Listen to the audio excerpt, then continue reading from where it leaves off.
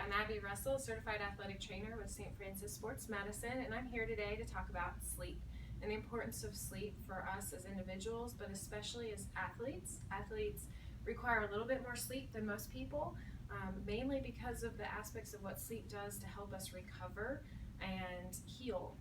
As naturally as humans, we need that time for sleep to recover and heal. So most need 7 to 8 hours. A minimum of 7 hours is recommended for most humans, but as athletes, we could use anywhere from 7.5 to 9 hours of sleep. And that really is allowing our body to recover. Cardiovascular health improves, as well as your risk for kidney issues and liver issues, but then also your immune system. Alone, the sleep allows you to get the recovery in there to keep your immune system healthy, keep you from getting sick. It also impacts your ability to heal and recover muscles from strenuous exercise and intense exercises. So as your intensity level increases with your sports, you'll want to make sure that you're getting that sleep. And you can often look for symptoms of getting fatigued, getting restless in the day, and just really getting that. You want sugar cravings, things like that are happening. That's an indication that you're not getting enough good sleep. Some things you can also do, there's great trackers and devices in your phone. Most phones have, if you have a smartphone, have apps on them. Android, Samsungs have a sleep app that you can use, and it allows you to track your sleep. You place the phone next to you on your bed, and you can track your sleep patterns throughout the night. It lets you know how restless you are, if you're kind of moving around too much, and indicates if you're getting a good solid sleep. There's also apps out there. A lot of people have iPhone watches now, or what are those called? The iPhone watch.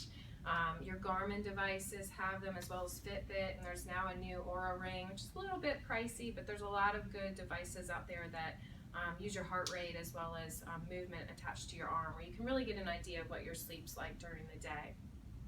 The other thing I would say in terms of tips is that, really making sure that, one, your bed is in good condition.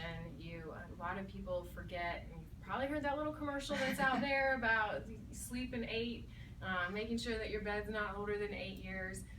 But if you're having back problems, if you're not sleeping well, definitely give thought to how old your bed is. Having a good pillow, one that you're comfortable in. I love my pillow. It goes everywhere with me, even when I travel.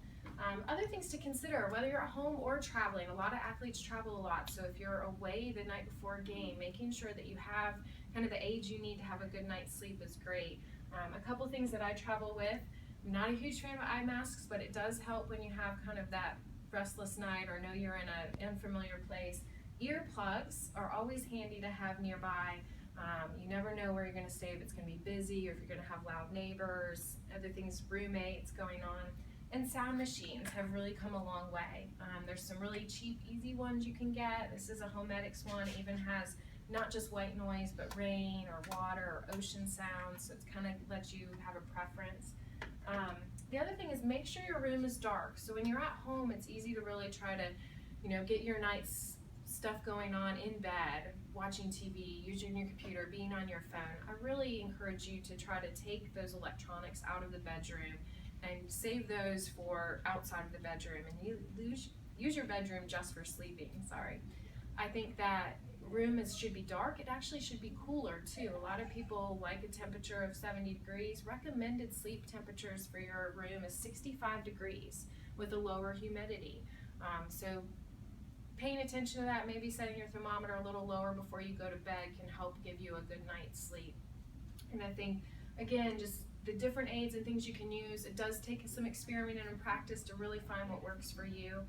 The last thing I'll mention is, a lot of people complain that they get up in the night and they have to use the restroom.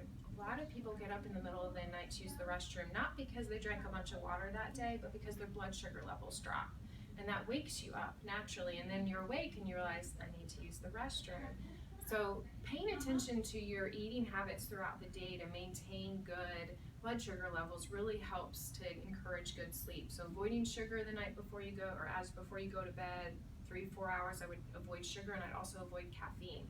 So there's some easy tips to help make sure you get that sleep and give you that competitive edge in your sport to get those 7.5 to 9 hours of sleep as an athlete. Thank you.